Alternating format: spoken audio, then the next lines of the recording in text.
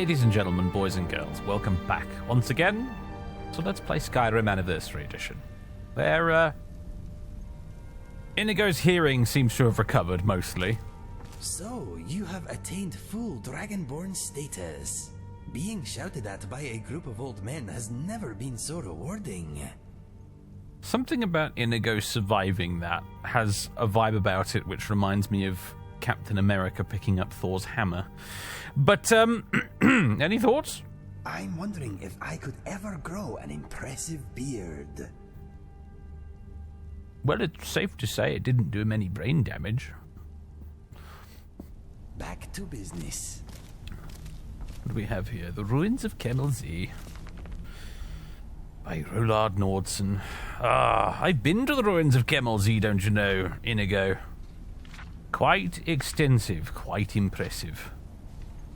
I actually personally excavated a large unexplored section of it while I was there.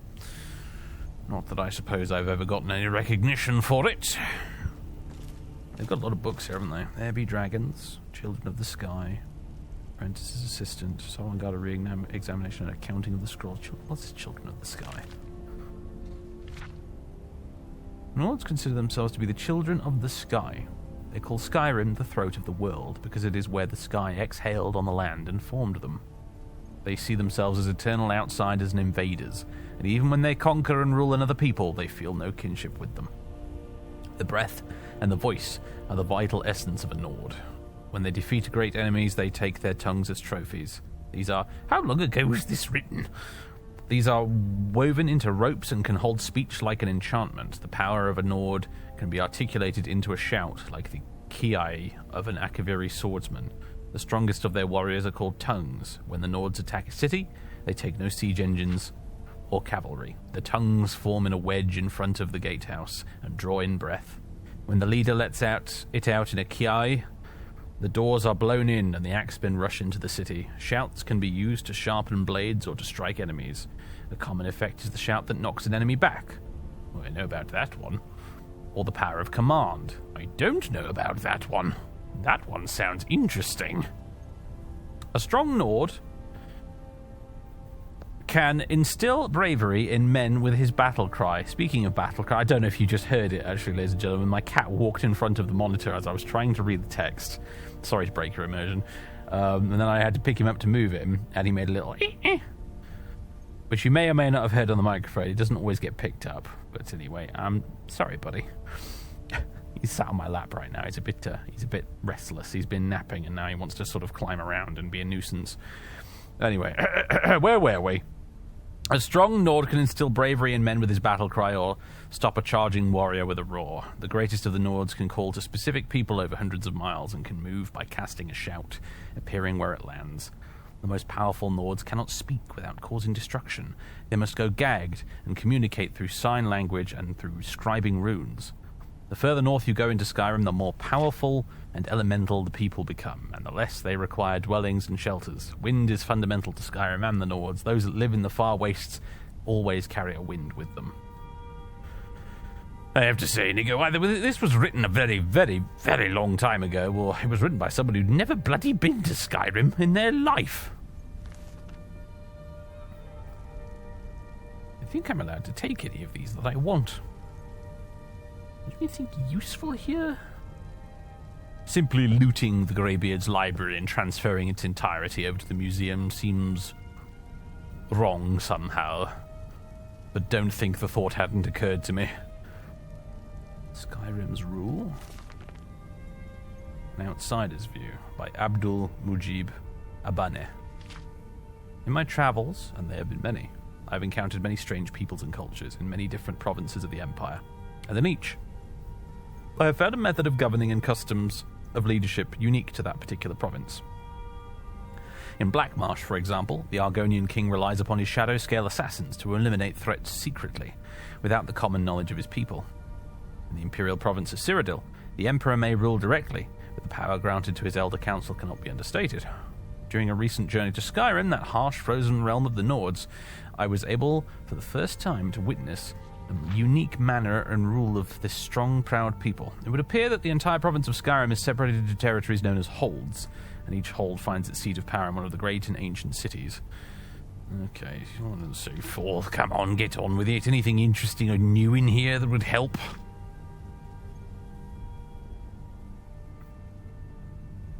The High King swears fealty to the Emperor, and the Solitude is the city most directly influenced by imperial culture and politics.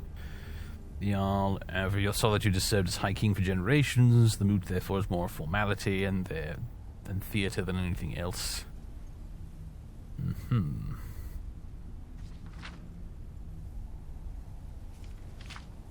Nothing new.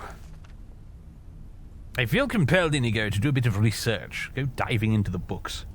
Try and figure out what... I need to learn the history of this strange land we found ourselves in. I need to learn more about these blasted dragons. The Dragon War. Well, that was fortuitous, wasn't it? The Dragon War by Torhol Bjork. In the Merethic era, when Ysgramor first set foot on Tamriel, his people brought with them a faith that worshipped animal gods. Now that reminds me of the Skarl. A little bit, anyway. They had their Allmaker, didn't they? But they had all these animal totems as well. Certain scholars believe these primitive people actually worship the divines as we know them, just in the form of these totem animals. They deified the hawk, wolf, snake, moth, owl, whale, bear, fox, and the dragon. Every now and then, you can stumble across the broken stone totems in the farther reaches of Skyrim. Foremost among all animals was the dragon. In the ancient Nordic tongue, it was the Drakon. Whatever.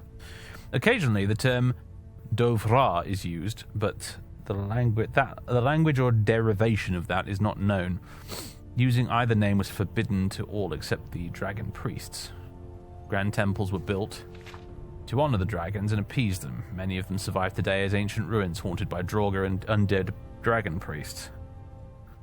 So these things were temples then, more so than barrows.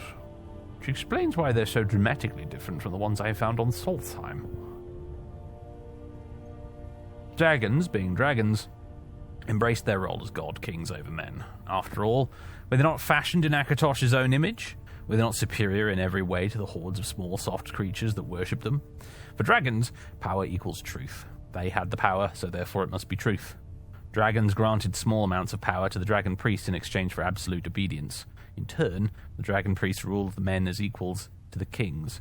Dragons, of course, could not be bothered with actually ruling. In Entmora, where Ysgramor and his people came from, the dragon priests demanded tribute and set down laws and codes of living that kept peace between dragons and men. In Tamriel, they were not nearly as benevolent. It's unclear if this was due to an ambitious dragon priest, or a particular dragon, or a series of weak kings. Whatever the cause, the dragon priests began to rule with an iron fist, making virtual slaves of the rest of the population. When the populace rebelled, the dragon priests retaliated. When the dragon priests could not collect the tribute or control the message, the dragon's response was swift and brutal. So it was the Dragon War began. At first, men died by the thousands. The ancient texts reveal that a few dragons took the side of men. Why they did this is not known. The priests of the 9 divines claim it was Akatosh himself that intervened. From these dragons, men learned magics to use against dragons. The tide began to turn and dragons began to die too. The war was long and bloody. The dragon priests were overthrown and dragons were slaughtered in large numbers. The surviving dragons scattered, choosing to live in remote places away from men. The dragon cult itself adapted and survived. They built the dragon mounds, entombing the remains of the dragons that fell in the war. They believed that one day the dragons would rise again and reward the faithful. Well, they were sort of right, weren't they? I think I might just take this one. I'm sure they won't mind too much. Let's see what else we got. Great Harbingers, Final Lesson, Faithfulken. On Oblivion, Magic from the Sky. Scroll of Pacify? Why not? Watcher of Stones. 2920, Volume 5, Second Seed. Oh, I used to have the complete set of those. Such a long time ago. Looks like one of the Greybeards might have actually been in the process of reading that because it's on the table, so we won't nick it. Death of a Wanderer, the monomyth. Dragon language myth, no more. Amongst the Draugr, Amulet of Kings. The monomyth. This is the creation myth, is it not?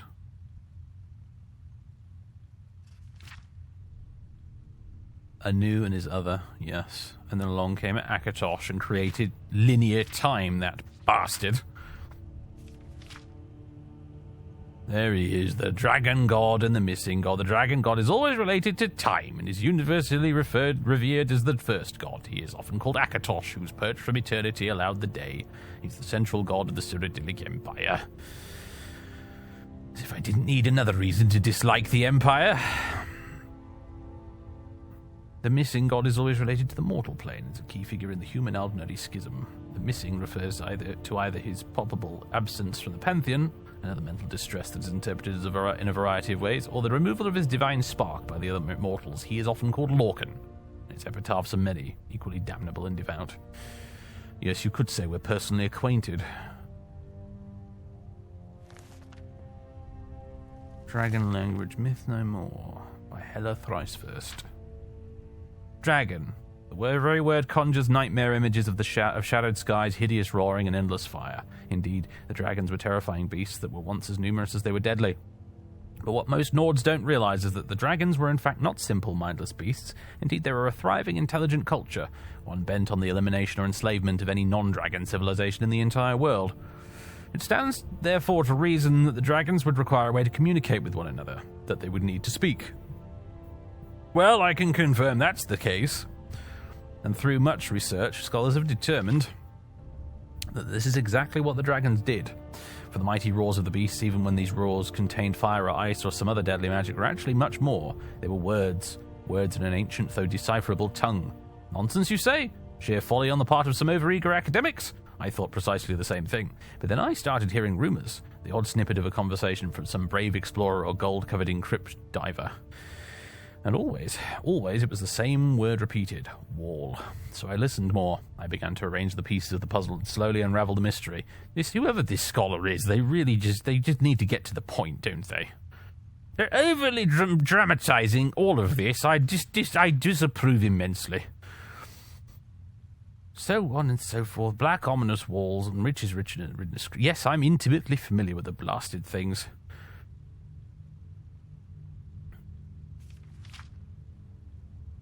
The credibility of this source is going downhill by the moment. Characters of that language very much resemble claw marks or scratches. It's called cuneiform, you savage!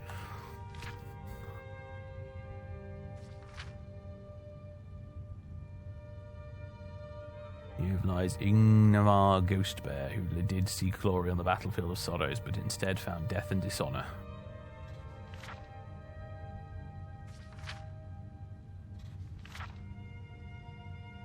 Mm-hmm.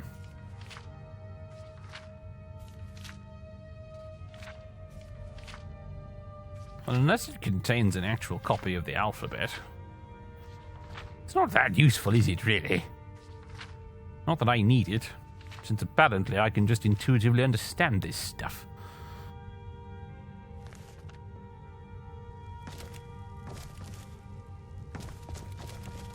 Right. Anything much going on in here? I don't think so. We've got the wine out and some goblets. Never does seem to be mealtime around here, though. Perhaps it's formal occasions only. Let's see. There's the bath. High Hrothgar Library. Now, do we have a key for this? We do.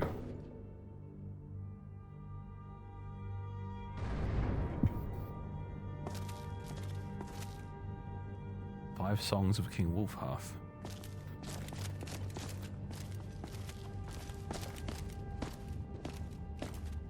Some sort of living quarter. Oh. Hello again. This statue's a bit different from the other ones, isn't it? Looks a little bit more like old Wolf. From from what I can remember, anyway. Amulet of Mantras. Automatically equips the first shout in your mantra when entering combat, and then each subsequent shout in turn after you use the previous shout. Use the Altar of Talos in High Hrothgar to add shouts to your mantra. Unequip to reset mantra. I'm going to leave that alone for the moment, because I don't really know any shouts other than Whirlwind Sprint and you know, Fus Radar and Unrelenting Force. That's the one.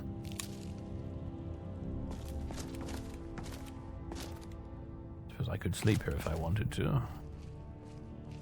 Not that I really feel like sleeping under the watchful gaze of that chap.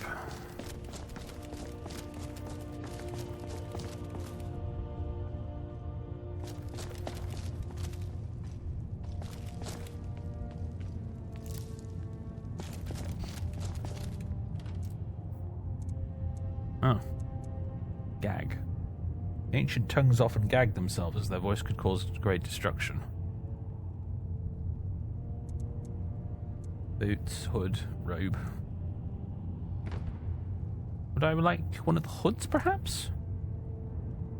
I suppose I probably shouldn't. I'm not a greybeard, really. They might get awfully annoyed.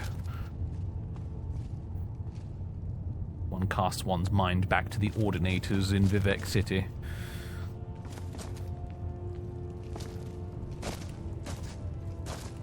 Hold on. What's through here? Whatever passes this way is, it's very old indeed. Power Tome. Unyielding Storm. Ends your active shout cooldown.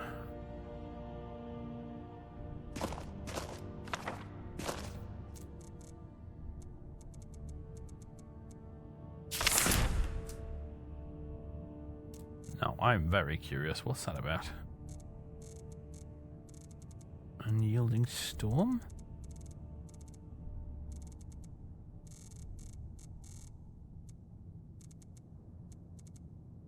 Phantom Decoy. Where did I pick that up? Your voice solidifies the ghostly illusion or shatters the illusion to inflict harm upon your enemies. That's the shout they were using when we first came here.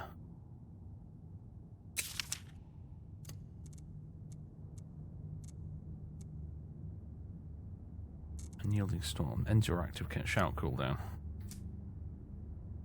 Suppose you can only do it once a day, though, right?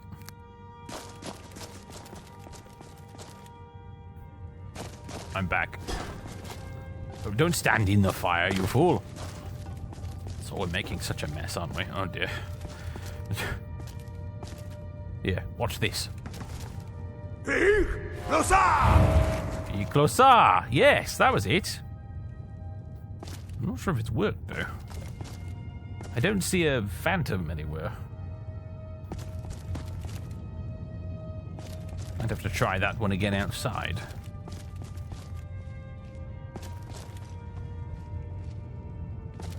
A bit peckish, I think.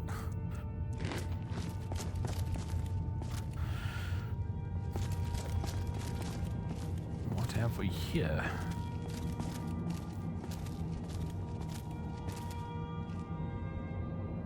This looks rather important. Oh, that wouldn't be kind, would it, by any chance? Oh. Look at that. Robes in slightly different flavors. Boots of Hermamora. Ooh. Greybeard boots of Akatosh. Interesting. The red ones kind of remind me. There's something Morrowindish looking about those.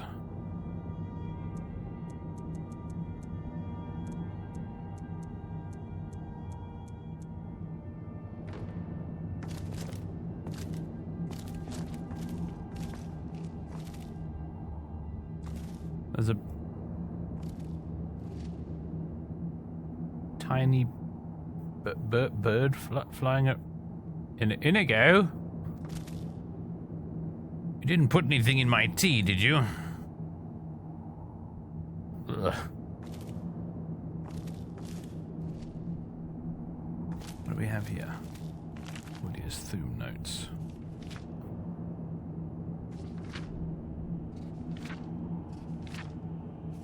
Okay. Before my fellow students of the Thum were called by the way of the voice, Many were adepts of the 5 schools of magic, trained from initiation to draw the words along the sides of their diagrams and seek patterns where there were none. Others were priests of Kine, turning to the teachings of the mountains, or hunters and soldiers who took the Thum as their bow and shield, a tool crafted to their talents. The Thum, however, is a language, and like any language, its words have many meanings. Most phrases in Dova are devoid of deeper significance. Words full of power, but leading nowhere. Thus, the long history of the tongues has been a journey of exploration and discovery of the holy phrases that resonate with the earth and sky, and with the supreme being of Kine. My time under Kine's sky is nearing its end.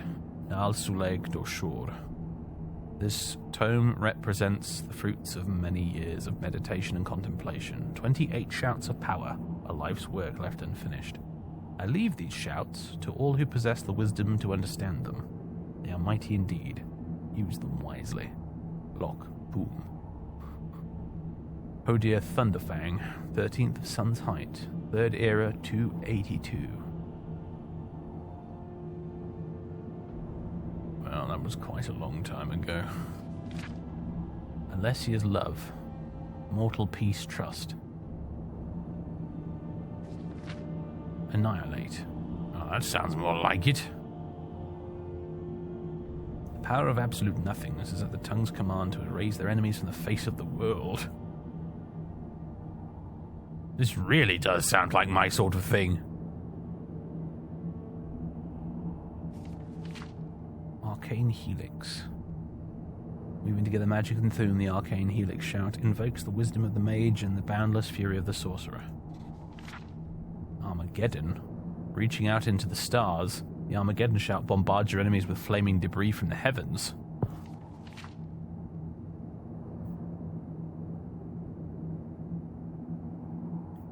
Curse. Dance of the Dead. Earthquake. Essence Rip. Evocation. Geomagnetism. Iceborne. Jones Shadow. Kingsbane. The unbridled power of Alduin. Bane of Kings. There's that name again, Inigo. Alduin. I must admit there's something about it that rings a bell. I just can't put my finger on where. Lifestream. Lightning Shield. Oblivion. Invoke the dark power of Hermaeus Mora and the Apocrypha to rack your enemies with supreme knowledge and torment. Riftwalk. Shattersphere. Shaw's Wrath. Shroud of Snowfall. Speak unto the stars. The Speak unto the Stars shout invokes the power of 1 billion stars, the magical energy from Aetheris leaking out into Mundus. Splinter Twins. Stormblast. The Conqueror. True Shot. Wail of the Banshee. Wanderlust. Warcry. I think I'll just take this. You know, Inigo, I've not been giving this shouting business all the credit it's due, apparently. Just because the greybeards are contented to sit around doing not a lot with it. I've severely underestimated. Perhaps it's some of those old tales about the ancient tongues are true. Calling down meteors from the heavens? No wonder they think we'd be better off if we didn't use them. I'm going to pretend I didn't see that.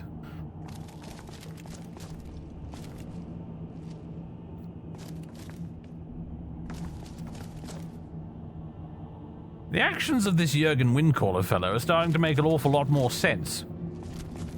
However, as Angir so helpfully pointed out, as a Dragonborn, I'm an exception to all of those rules. Got anyone you'd like to call a meteor down on the head of, Inigo?